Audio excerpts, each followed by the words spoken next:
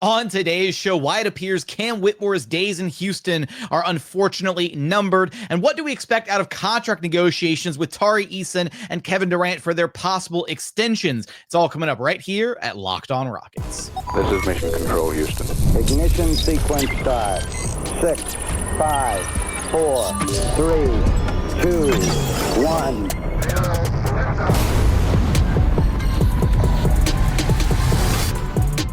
What is up, and welcome to another edition of Locked On Rockets, your daily podcast, home for everything Houston Rockets basketball. As always, I'm your host, Jackson Gatlin, native Houstonian and credentialed media member. I'm also the host of Locked On NBA Thursdays. Be sure to follow along wherever you listen to your podcasts, or on YouTube, just search Locked On Rockets, where the best way you can help us grow our show is to listen every single day on a podcast platform you're choosing, and then like, comment, subscribe on YouTube. And as always, thanks so much for making Locked On Rockets part of your day every single day, whether it's on your way to work, on your lunch break, in the gym. Thank you so much for being an everydayer. Got a hodgepodge show put together for you guys today. Later on, we're going to take a look around the league and see some of the other offseason winners and teams that are making some significant noise this offseason, both in free agency, via trade, that kind of stuff. Kind of my personal running board of teams that have made some noise. And then we'll also take a look at the extensions that are hopefully, knock on wood, coming down the pipeline for Kevin Durant and Tari Eason, and what some of those numbers possibly will look like. We'll make some predictions on what those contract extensions and what those discussions will ultimately turn into. And here at the top, we're going to be talking a little bit more about Cam Whitmore, because unfortunately, it seems like his days in Houston might be numbered, and that's not exactly because that's what the Rockets want. So this is kind of my understanding of the situation at this point. After the initial signings of Dorian Finney-Smith and Clint Capella, there was a lot of speculation that, Cam Whitmore is he's gone, right? This means Cam Whitmore's got to go. The Rockets don't have enough money, and they're going to try and dodge, the tax apron and all this stuff. After I did some digging, poking around, right, I basically found out that that those signings did not mean that Cam Whitmore had to be moved, and that there was still a strong possibility that the Rockets would keep Cam Whitmore on the roster despite making those moves, because internally the Rockets, they like Cam Whitmore. They think he's got a ton of upside, a huge ceiling. Hasn't quite figured things out yet, but he's only got 2 years under his belt. He's still a very young player. Unfortunately, though, there's some reporting from the Athletic's Kelly Iko that suggests that the Rockets may be ready to move on from Cam Whitmore. Houston isn't finished doing business either. The franchise will continue to work on finding third-year, 20-year-old Cam Whitmore a new home via trade, and look to find a solution for reserve center Jock Landale, either by trade or simply waiving him ahead of his July 7th guarantee date. It also appears that Capella's addition will need to expand into a sign-and-trade given Houston's cap situation. Now, my understanding from at least the Rockets side of things here is that I think this is more Cam and his frustration with his role or lack thereof at this current point in his career. And, the Rockets aren't necessarily the ones feeling like they need to make a move, right? They'd probably be more than happy to just keep Cam Whitmore around, let him continue to absorb the lessons from the veterans on the roster and work hard in practice and be there for some spot minutes occasionally. And once, Ime Udoka sees what he needs to see, be it in practice or in some live game reps, whenever, Cam starts to get some time, playing behind other guys or stepping up in the rotation due to injury, things like that.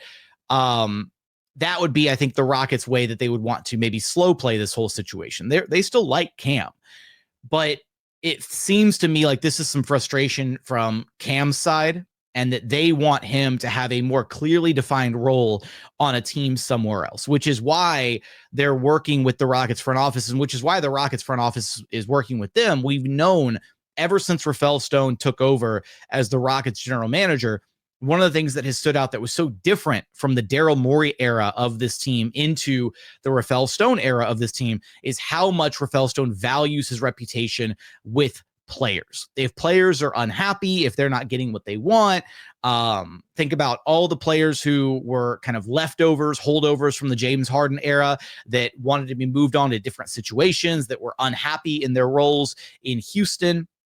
Rafael Stone has largely worked very closely with players for years now and has kind of built himself a reputation as a GM that does do right by his players. And so this would be another in a long line of situations where a player is unfortunately, a little unhappy, a little frustrated with their situation on the Rockets.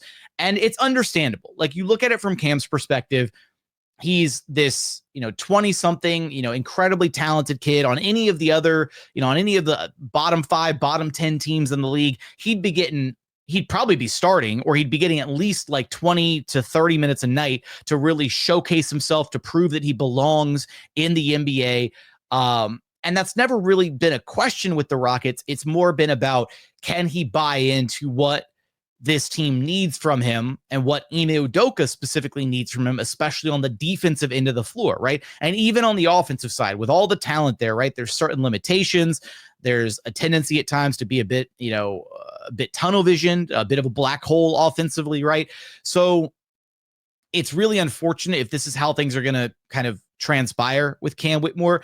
And it's also a little frustrating, in all honesty, because it feels like maybe a bit of a mismanagement of an asset when you look at what the Rockets maybe could have had in Cam Whitmore, and due to maybe some inflexibility from Ime Udoka and the coaching staff to allow Cam Whitmore his opportunities to, play through some of the struggles that other players were afforded to be able to play through, right? I mean, Jalen Green got a ton of opportunities, endless chances, in the first 2 years with Ime Udoka to play through stuff, to grow, to become a more well-rounded player. And by the time that, the Rockets were ready to move on from him, Jalen Green was, tremendously a more well-rounded player, right? He was a better defender, better ball handler, better playmaker, like all across the board. But he had the opportunity to, make those mistakes and grow and learn from them. Cam wasn't even really given the opportunity, unfortunately. And that's got to sting, right? Like, I know that's the part that's rubbing Rockets fans wrong in this whole situation, is that it feels like Cam kind of became an afterthought because of how quickly this team pivoted to playing, winning basketball, quote unquote, last season. And he's going to be one of the casualties of the rebuild, right? So at this point, it's unfortunate because Cam's got all this talent. And it felt like he was maybe headed for an opportunity this upcoming season. And look, nothing here is a guarantee. It's one report, and maybe they're able to squash some of these frustrations. Maybe they're able to paint a bigger picture of, a potential role for Cam Whitmore this next year. Who knows? I'm in the camp that I'd like to see Cam Whitmore stay in Houston. I'd like to see him get a legitimate shot in the rotation, even if it's something simple as just like 10 to 15 minutes a night in a very small reserve role. Let him prove that he doesn't fit, right? Let him get him, a quarter of a season of reps before you decide to move on from him. Because if they move on from him right now, it feels like the Rockets aren't going to get much for Cam Whitmore, right? They'll be lucky to get some second round draft picks, or maybe like a late first from, some team that wants to take a high upside swing on Cam at this point, which is really unfortunate, because you looked at how the roster was kind of completed after the DFS and Clint Capella signings, and they had an incredibly deep 14, 15-man roster with incredible depth at every single position. And for a team that might still face, some offensive struggles here or there next season, because it's a largely defensive oriented roster, it felt like Cam Whitmore would have had a chance to really thrive and shine with how effective he can be offensively, especially playing off of Alperen Sengun, possibly playing off of Kevin Durant. So we'll see what ultimately happens with Cam. It feels like maybe there's a disconnect there, between the Rockets and Cam, and kind of what both sides ultimately want, which is really unfortunate given how talented he is. But at this point, if Cam's unhappy, if his team is unhappy with him in Houston, if he wants a more clearly defined role, then send him to some place where he can really shine. And that'll be disappointing to see from afar as a Rockets fan, but kind of wondering like what could have been. But at this point, it's also hard to envision how much of a role he can have here in Houston, given some of his current limitations as a player, given where this team is headed, their trajectory towards, being in contention mode this upcoming season, all those factors at play. With that, I want your thoughts on the Cam Whitmore situation. Let me know how you feel about how the Rockets are handling things there. Coming up, we'll take a look at the possible extensions for both Tari, Eason, and Kevin Durant. What could those numbers look like moving forward? And we'll take a look around the league. Who are the winners and a couple losers from the NBA offseason so far? We'll get there in just one moment. First, today's episode is brought to you by Monarch Money. Do you ever wish managing your money felt easier? With Monarch Money, it can feel easier. Whether you're growing your savings or planning a big purchase, Monarch puts you in the driver's seat. It's like having your own personal CFO, giving you full visibility and control over your finances. Monarch Money is more than just a budgeting app. It's a complete financial command center. You can check all your accounts, investments, and spending in one place. So in addition to managing your money, you're also building your wealth. Look, I was frankly a little embarrassed and disappointed in myself when I started using Monarch, and I realized just how much I was spending on food. I'm talking dining out at restaurants, fast food costs, delivery fees, all that stuff. Now I budget smarter and save more. So take control of your finances with Monarch Money. Use code LOCKEDONNBA at monarchmoney.com for 50% off your first year. That's monarchmoney.com, code LOCKEDONNBA for half off your first year. And continuing on here at Locked On Rockets, your daily podcast home for everything Houston Rockets basketball. All right, let's pivot here and take a look at some possible extensions for both Tari, Eason, and Kevin Durant. Now, one thing is, one reason that we haven't heard any talk at all about the KD extension is because the trade actually can't be official right until July 6th. So once the trade officially goes through and KD is officially a member of the Houston Rockets, I'm sure we'll hear pretty quickly rumblings about the extension discussion and what will ultimately happen on that front. Now, at the end of the day, we did have some reporting from Shams that KD might be willing to take a little bit of a pay cut on his possible extension. His extension, if he inks it right now or after the trade's complete, is worth, I believe, 2 years, $122 million, $121 million, somewhere thereabouts. And if you're KD and you're looking at this situation, if KD is truly serious about winning, this will be the first step in proving that he cares more about winning than just securing the bag, getting his 2-year payday, and riding off into the sunset. Because if you're the Rockets and you look around at what the team was able to achieve this offseason, one of the only reasons that the Rockets were able to sign Dorian Finney-Smith and sign Clint Capella and make the moves that they're making this offseason is because of Fred VanVleet being willing to sacrifice money in the here and now and going from making $45 million this year on his team option. Granted, it's a team option, right? But, negotiating his contract all the way down to $25 million annually. That's huge. And that negotiation and Fred sacrificing some of that guaranteed money was massive for the Rockets' financial flexibility to be able to achieve some of the things that they did this offseason. And you also look at situations like Steven Adams taking probably a bit of a team-friendly deal. You look at the fact that Rafael Stone was able to mastermind Alperen Sengun's deal less than the rookie scale max last offseason. You look at the Stay Ready crew and that trio of veterans and Aaron Holiday, Jeff Green, and Jayshawn Tate, who all stayed back on vet minimum deals. And even Aaron Holiday's deal, right? The Rockets probably overpaid him a little bit this past season. He made like $4.5 million, $5 million. And that was probably like a bit of a kind of an advance on his pay rate, right? Where they were like, okay, hey, we're not going to be able to pay you more next summer. So we're going to pay you more right now while we have the cap space to do it. And so when you look at a possible KD extension, I'm not saying KD needs to give up. First off, it's always like, I'm firmly in the camp of like players should try and get the maximum amount of money that they can while they're playing. But at the same time, if KD, and his camp understand the restrictions of the first and second apron and what may ultimately, befall this Rockets team in the next, 2 to 3 years, depending on what his extension looks like. If he's able to, give up in the realm of, $5 to $7 million a year, like ballpark. So like 10 to 14 or 15 million over the lifetime of the contract. If that's enough to make a dent to keep the Rockets like out of the second apron, or to give them some flexibility within the first apron, or to allow them the opportunity to do some other things under both aprons down the line. Whatever that number is, whatever that threshold is, if KD is able to give back a little bit, not a ton, I'm not asking KD to drop from making 60 million down to like 40 million. That's absurd. But giving the Rockets a little bit of a kickback on those final 2 years of his contract. He can't do anything about this next season. Like, his salary for this next season is non-negotiable. It is what it is, the 54 point something million. That's stuck. But 2 years, 100 million? 2 years, 110 million? Is that like, dropping, 10 to 12 million, maybe? I mean, dropping 20 million off the total of the contract, that's 10 million a year. That would be a substantial pay cut.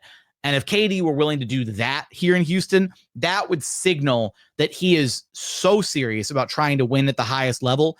And, again, sacrificing that amount of money is not completely unheard of, but it is rare for a star player to sacrifice that much money, especially on what's going to essentially be the final contract of KD's career, the final big contract or big extension of KD's career at this point. So for him, somewhere in that sweet spot of like a 2-year extension in the 100 to 110 million range would be huge, because that's enough of a kickback that it helps the Rockets, gives them a little bit of financial flexibility.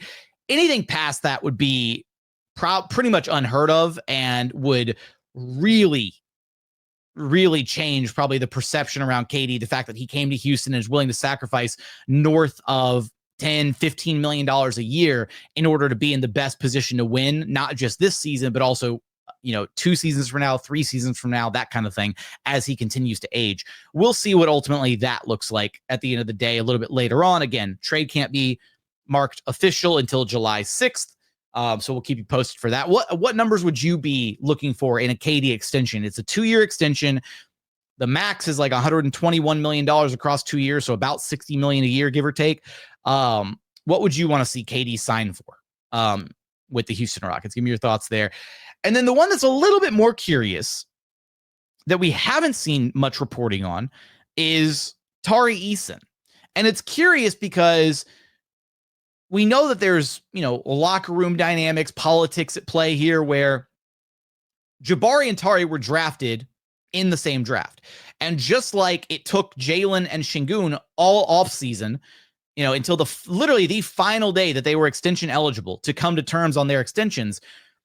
And there was a lot of speculation, right? Okay, well, Sengun deserves his extension. Let Jalen go to RFA, right? Oh, but you can't do that because, then Jalen's going to have his feelings hurt and he's going to be upset playing throughout the season if Sengun gets his bag and he doesn't get his and he has to like prove it, quote unquote. So now the Rockets are kind of in that exact same position because they've already given Jabari his 5-year, $122 million contract extension. So where does that leave Tari? You have to imagine that an offer has been made to Tari Eason at this point with how quickly the Rockets have been moving with everybody else.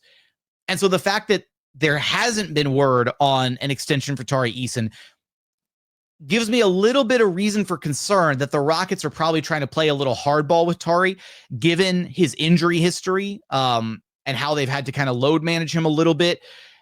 I wonder if they're trying to lowball him and get him at something like, 4 years, 60 million. So like, about 15 million a season, which would clock in, almost, it's like $8 million less than what Jabari's getting, because Jabari's average annual value is clocked in at like 23 million a year for 5 years, $122 million.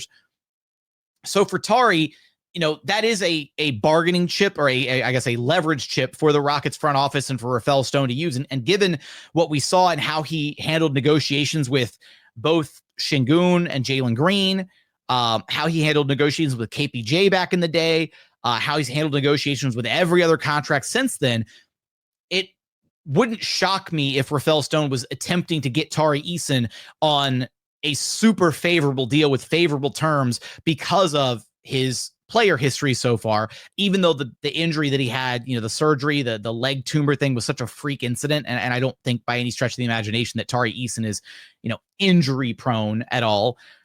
But it's just smart business by Stone in the front office to try and keep Tari on as cheap a contract as you possibly can when he's not projected to be one of your starters. He's going to be a reserve player, albeit a very important reserve player. it feels like the real sweet spot for Tari Eason is going to be like 4 years, 70 million, 4 years, 80 million, like somewhere in the ballpark of that $15 to $20 million a year range, with, it being closer to the 18, 19, 20 range is probably more what Tari actually deserves. Whereas like the 15, 16, 17 range is probably more so like Stone trying to get like a really good deal in place for Tari Eason. And my biggest concern at this point is if Stone plays hardball too much with Tari, right? If they can't come to terms on an extension and Tari just rolls into this next year as a restricted free agent, first off, that would be not like an indictment, but it'd be pretty damning if they can't get a deal done and they were able to get a deal done so quickly with Jabari. There would maybe be some, not that either one of these guys would be, frustrating in the locker room or anything like that, but I'm sure there would maybe be some hurt feelings if they weren't able to get a deal done with Tari, one that Tari and his camp found amenable, right? One that he felt like he was worth. But because there's going to be so many teams with cap space next offseason, it worries me, because if Tari goes into restricted free agency next summer, there are going to be teams that are likely going to try to offer Tari, the same contract that Jabari got, $25 million a year, maybe up to $30 million a year if they really want him to, come and start for their team, because he's absolutely a starter caliber wing in today's NBA. And that sucks. That's the risk that the Rockets run by, not figuring out a deal in the here and now. And it wouldn't be the worst thing in the world for Tari to kind of bet on himself, right? If the Rockets are putting forth like an insultingly low offer of like $15 million a year on the table, or something even lower than that, I don't think it would be lower than that, but I'm just saying, like, I'm purely spitballing here. That's just kind of where things are probably at with the negotiations. That's probably why we haven't seen a response yet, is because they're in the midst of these negotiations. The first offer that Stone probably put on the table for Tari at the same time that he put the offer down for Jabari, Tari and his camp probably looked at it and they were like, we want more. And so now they're in this, stalemate, negotiating, whatever, and it might drag on for most of the offseason. Hopefully it doesn't. Hopefully they're able to strike up terms on a deal that works for both sides. But if they don't, that's the downside. That's the potential worst case outcome, is Tari getting to restricted free agency next summer and some team rolling along offering him the bag, 25, 30 million a year, something like that. And then the Rockets are forced to choose, do you lose Tari for nothing, or do you match a contract where he's getting paid even more than your other starting forward in Jabari Smith Jr.? It's going to be a tough pill to swallow potentially down the line. Hopefully Rafael Stone and company are able to figure things out. Again, I'm in that sweet spot of like 4 years, 70 million, 4 years, 80 million is probably about where you want to be. Maybe not include, they could include that fifth year. I don't know. What would you want a Tari Eason extension to look like? Give me your thoughts in the YouTube comments. Coming up, we take a swing around the NBA landscape, taking a look at some of the other winners from this NBA offseason so far and a couple of the losers. We'll get there in just one moment.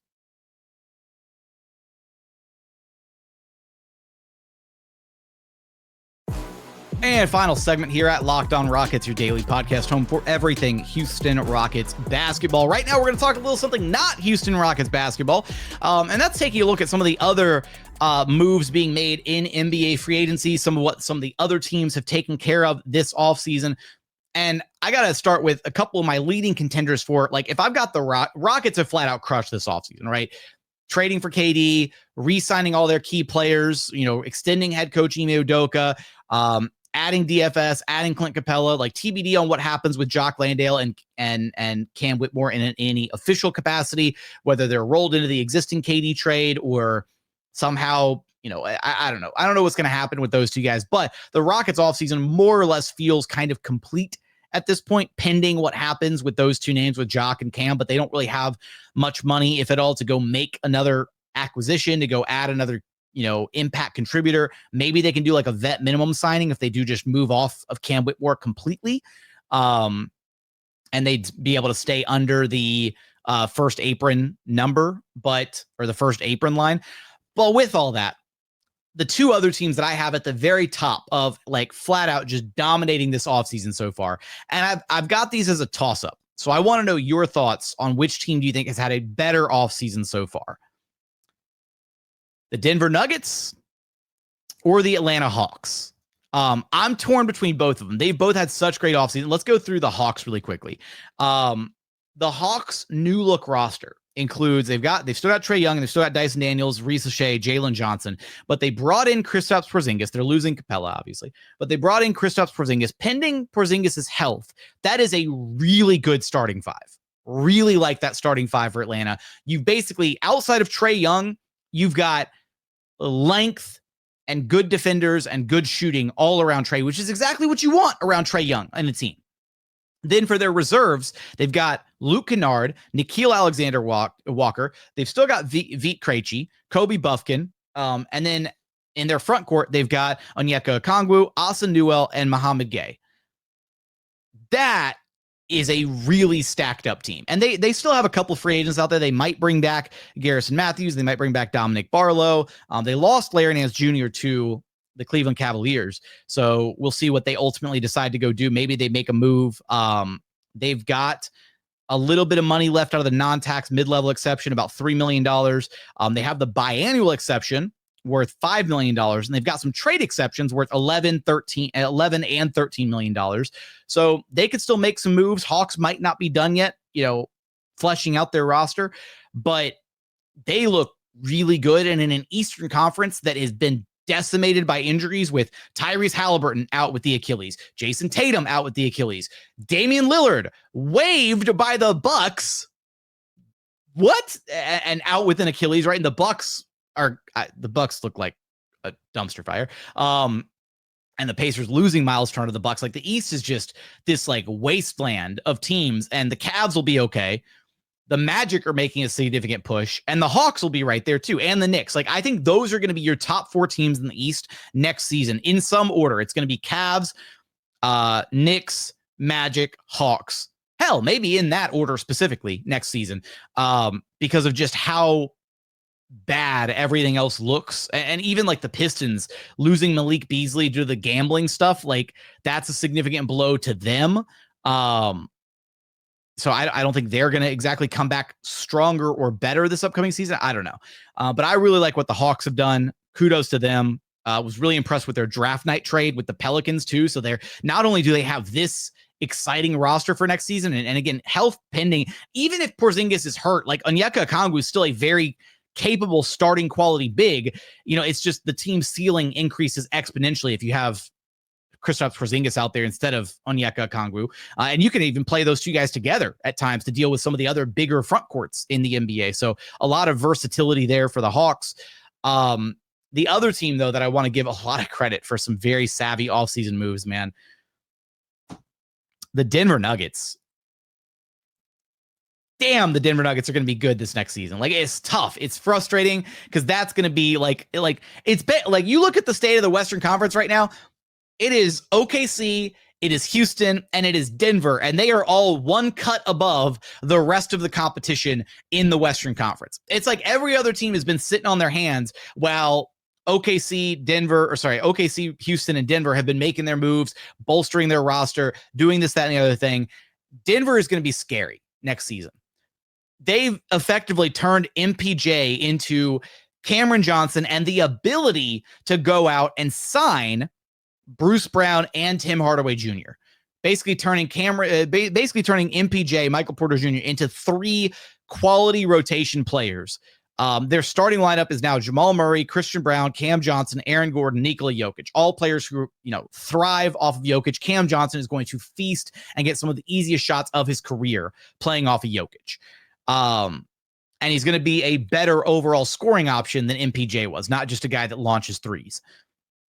Then off the bench, they've still got a lot of their young guys that helped them this past season, but they also added Tim Hardaway Jr., Bruce Brown. They've got Jalen Pickett. They've got Julian Strawther. They've still got Peyton Watson, Hunter Tyson, Day'Ron Holmes, Zeke Naji. They also added Jonas Valanciunas, a legitimate backup big for Jokic, so that they won't just absolutely get decimated in the non-Jokic minutes. And Valanciunas is still a very serviceable big man.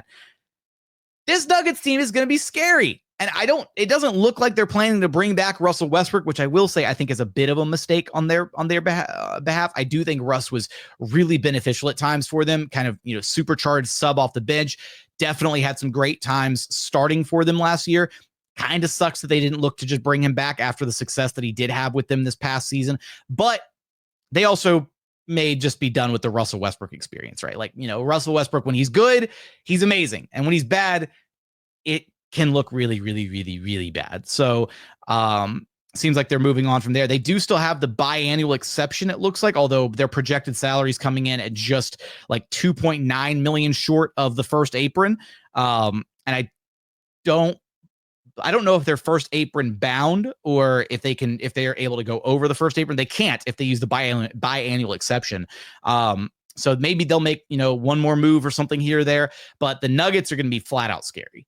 Like, the Nuggets actually have depth now, and that's been their biggest weakness in the Jokic era, is not having depth. Like, literally, Jokic gets off the floor, and then they just lose the non-Jokic minutes. Now they might have enough depth to just, even if they just keep the scoreboard the same in the non-Jokic minutes, they're going to be a problem next season. I think one of the biggest losers of the offseason so far, the LA Lakers, man. Lakers lost Dorian Finney-Smith, and they still haven't secured a legitimate center to play alongside Luka and LeBron. And on top of all that, LeBron might not even be a Laker next season. Like, he's open to finishing his career somewhere else because, for whatever reason, Rob Pelinka, even though he's got Luka and LeBron on the same roster right here, right now, is prioritizing the future around Luka Doncic, which sounds kind of crazy, but maybe it isn't. Like, I don't know, depending on what kind of return they can get for LeBron James. Like, I've seen this trade hypothetical way too much floating around, is, LeBron to Cleveland for Jarrett Allen and DeAndre Hunter and, like, I don't know, one more Dean Wade, and that's it. You send LeBron and Bronny to Cleveland, and he gets to retire with the Cavaliers, gets to chase one more title with them, and you'd have a big, a star-studded cast of LeBron, Mobley, Garland, not Davion Mitchell. Why am I blanking on his name? Oh my God, why am I blanking? It's not Davion Mitchell. Which Mitchell is it? Anyways, Mitchell. Oh, that's gonna kill me. I gotta look it up. Cavs. Why am I blanking on who this guy is? Donovan Mitchell. Oh my God, that was killing me. I was dying. I just could not remember Donovan's first name. Anyways, I've seen that hypothetical thrown around a lot. Apparently, there was a report out of Cleveland that, like, Cleveland has no interest in trading for LeBron James. So there's that. Take that for what you will. But the Lakers are in this really crappy spot. Like, they don't have a legitimate 5 on their roster, like a serviceable one that will actually play well alongside Luka and LeBron. And if LeBron is disgruntled and unhappy about his position and how good the Lakers roster actually is, as far as competing for a title, then maybe they drag that drama into training camp, and the Lakers very easily could experience some significant fall off this upcoming season, even with 2 incredible floor raisers like LeBron and Luka. If LeBron's unhappy, he might start sandbagging. He might force his way out. That might be drama that chases him all season long. And then for Luka, TBD on what Luka ultimately looks like. There was one picture of him that showed up the other day where he looks incredibly skinny now, but off-season skinny Luka is the same thing as Ben Simmons hitting jumpers in the off-season. So I'll believe it when I see it in the actual regular season.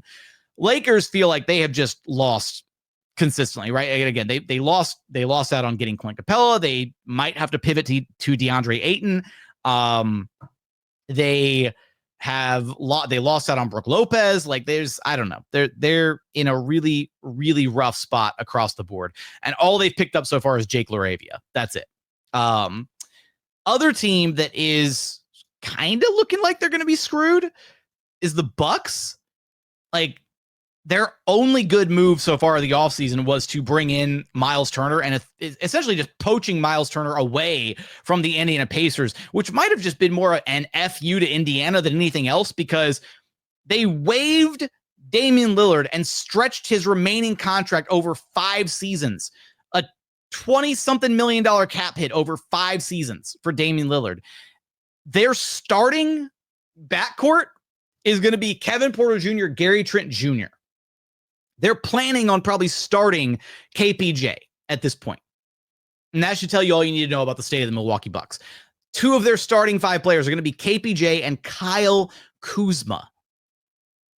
I don't think Milwaukee's doing anything next year, and I think it's only a matter of time before Giannis takes a look around him at the dumpster fire and says, "Get me the hell out of here." yeah, Milwaukee's looking really rough. And then I will say two more teams that I really actually like what they did in addition to Denver and Atlanta. Love what the Magic did going all in on Desmond Bane. I love that pickup for them. I think they're going to have a fantastic season. And again, I think they'll be one of the teams right there at the top of the Eastern Conference, given how open things seem over there right now. And then the other team, the Knicks. So yeah, the Magic have done a good job so far with their offseason, I think. And then the Knicks getting Jordan Clarkson and Yabusele from the 76ers. Knicks have basically added depth. They didn't change. They didn't do any crazy moves. They didn't trade anybody, but they've added two really massive depth pieces in addition to keeping everything else in place. And that's going to pay dividends for whoever comes in to coach the Knicks next, because depth has been the deciding factor for a lot of these teams this past season, right? The deepest teams go the furthest in the playoffs. And so depth is becoming more important than ever for these teams as they battle these 82 game regular seasons and as they battle trying to get through multiple rounds of, hardcore playoff intensity basketball. We're seeing the injuries pile up on star players and whatnot. And so having a roster that you can rely on to keep guys fresh, to keep guys injury free as much as possible until you get to the postseason is going to be really, really huge. So really like the Knicks additions, really like the Magic, obviously like the Rockets and the Nuggets and the Hawks. But I want your thoughts on who's impressed you so far this offseason with their moves. Who are you looking at as offseason kind of losers so far to this point? Give me your thoughts in the YouTube comments. Give me your thoughts on the extensions for Tari and KD, as well as the Cam Whitmore situation, all that good stuff. But as always, thank you so much for checking out the show. Remember, the best way to help us grow the show is to listen every single day on a podcast platform of your choosing, and then like, comment, subscribe on YouTube. But as always, thank you so much for watching. Thank you so much for listening. And we look forward to having you back right here at Locked On Rockets, your daily podcast home for everything Houston Rockets basketball.